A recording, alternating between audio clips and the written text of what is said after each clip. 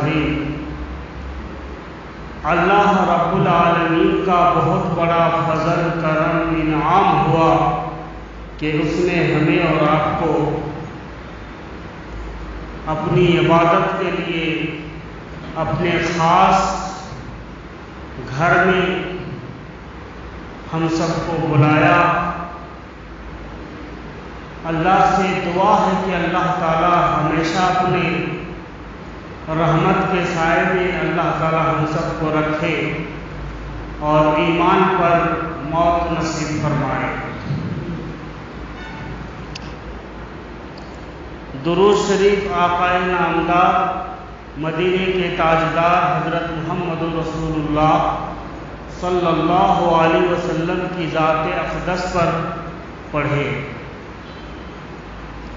سب سے پیارا درود، جس درود کو صحابہ کرام نے پڑھا، اس کے بعد تابعین نے پڑھا، اس کے بعد تبع تابعین نے پڑھا، اس کے بعد بزرگان دین نے پڑھا، اور اس کے بعد امام غزالی نے، نظام الدین اولیاء نے، خواجہ معین الدین چشتی نے، سید عبد القادر جیلانی نے، امام احمد ابن حنبل نے، امام ابو حنیفہ نے، ان تمام اولیاء اللہ نے جو درود پڑھا ہے اور جو درود ہم تک پہنچا ہے، اس درود کو ہم پڑھیں گے۔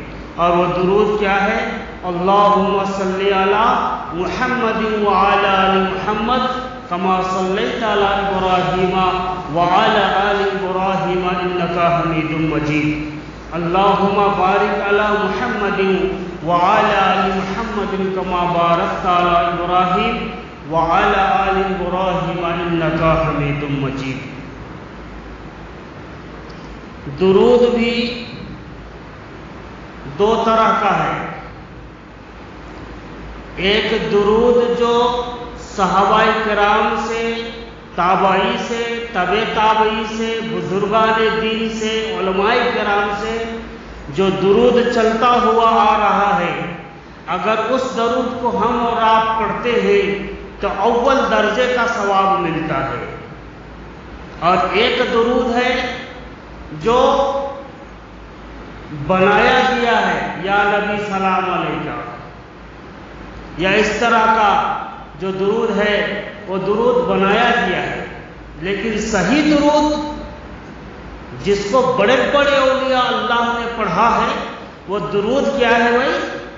جو نماز میں پڑھی جاتی ہے، اللہم صلی علی محمد وعلی آل محمد کما صلیت علی ابراہیم وعلی آل ابراہیم انک حمید مجید۔ آپ اس درود کی مرتبے کو دیکھیے، اس کی شان کو دیکھیے، ان کی فضیلت کو دیکھیے کہ اللہ تبارک و تعالی کے حضور جب ایک مومن بندہ نماز کے لیے کھڑا ہوتا ہے، اللہ کے دربار میں جب جو ہی وضو بنا کر کے دربار میں آتا ہے تو سب سے پہلے اللہ اکبر کہتا ہے۔ کیا کہتا ہے بھائی؟ اللہ اکبر۔ اس کو بولتے تکبیر تحریمہ۔ تکبیر تحریمہ اللہ اکبر کہہ کے جب کھڑا ہوتا ہے، ہاتھ باندھ لیتا ہے، اس کے بعد اللہ کی تعریف کرتا ہے، اللہ کے کلام کو پڑھتا ہے۔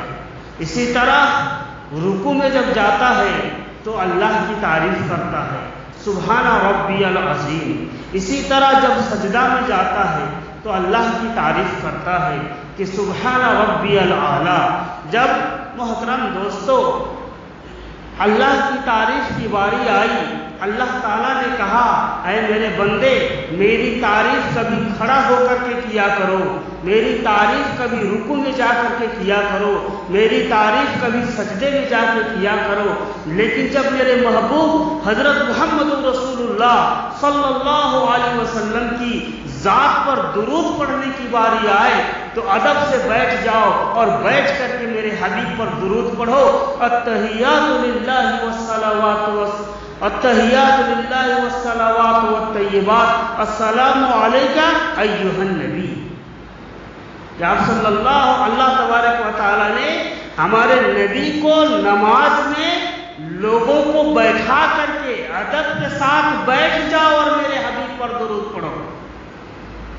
تو جب بھی آپ کو درود پڑھنا ہوگا درود ابراہیم، تو آپ نماز میں آرام سے بیٹھ کر کے یا غیر نماز میں بھی آپ کو جب درود پڑھنے کی باری آئے تو آپ ادب سے مصلی بچھا کر کے نبی پاک علیہ السلام کی ذات پر درود پاک پڑھنا.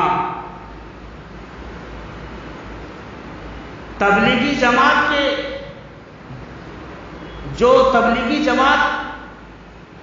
جو لوگ نکلتے ہیں اور ان کا جو امیر بن کر کے آتا ہے، ہم قربان جائیں ان کے قول پر کہ وہ لوگ تمام کے تمام نکلنے والے جماعت کے ساتھیوں کو یہ تلقین کرتے ہیں اور یہ فرماتے ہیں کہ صبح میں 100 مرتبہ اور شام میں 100 مرتبہ درود شریف ایک وظیفہ اس کے لیے مقرر ہوتا ہے کہ جب تک تم 3 دن کی جماعت میں رہو یا 10 دن کی جماعت میں رہو یا 40 دن کی جماعت میں رہو، درود شریف کا ایک وظیفہ ان کے لیے مقرر کیا جاتا ہے کہ آپ کو صبح اور شام پڑھنا ہے.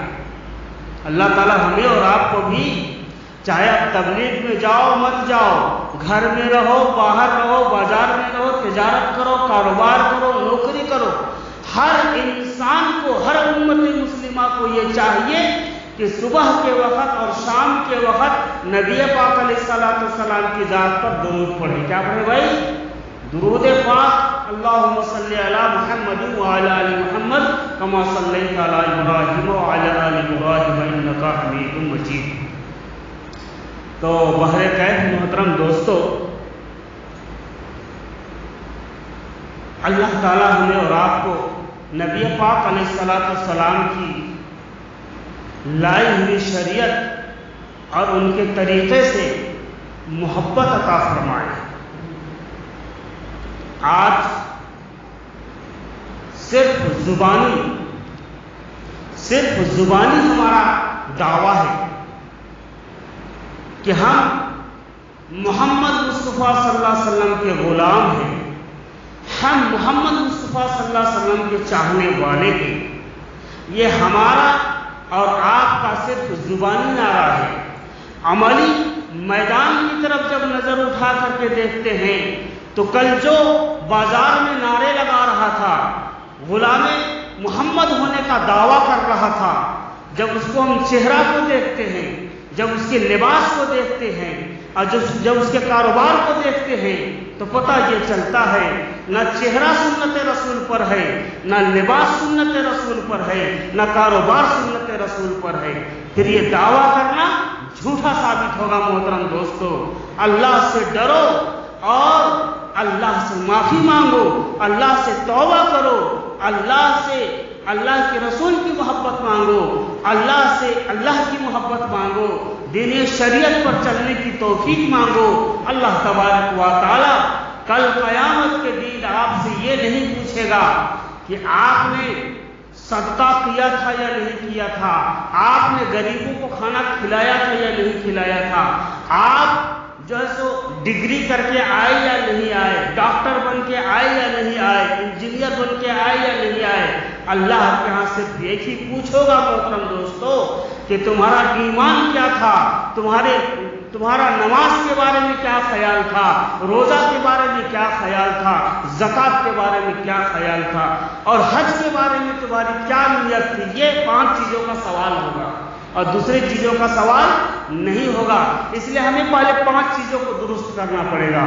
پہلے ایمان کو درست کرو، اس کے بعد نماز کو درست کرو، اس کے بعد روزے کو درست کرو، اس کے بعد زکوٰۃ اگر اللہ تعالیٰ نے حیثیت دی ہے تو زکوٰۃ کے بارے میں جانو، اور زکوٰۃ کے بارے میں جاننے کے بعد اس سے بھی زیادہ اگر اللہ نے آپ کو وسعت دی ہے تو آپ حج کے بارے میں جانو اور حج کا عمل کرو. ان 5 چیزوں کو جو کر کے جائے گا محترم دوستو، اس کو جنت میں داخل ہونے سے کوئی چیز نہیں روک سکتا، کوئی چیز نہیں روک سکتا. اللہ تعالیٰ ہمیں اور آپ کو ان 5 چیزوں پر عمل کی توفیق نصیب فرمائے. اس لیے